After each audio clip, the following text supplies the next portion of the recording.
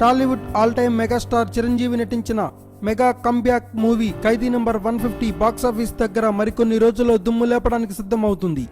Mass and క్లాస్తో పాటు family ఆడియన్స్ను కూడా cinema ఎప్పుడెప్పుడు చూద్దామా అని ఎదురు చూస్తున్నారు. కాగా cinema total pre release business బయటికి వచ్చేయడం ఇప్పుడు ట్రేడ్ని నిజంగానే తికమక పెడుతుందని చెప్పొచ్చు. టాలీవుడ్ చరిత్రలో ఏ సినిమాకి జరగనంత బిజినెస్ ఖైదీ నంబర్ 150కి జరిగింది.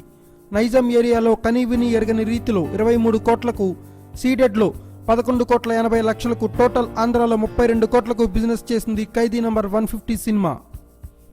ఇక కర్ణాటకలో 8,50,00,000, ఓవర్సీస్లో 12 కోట్ల బిజినెస్ చేసిన ఖైదీ నంబర్ 150 మిగిలిన ఏరియాల్లో మరో 3 కోట్ల బిజినెస్ చేసింది.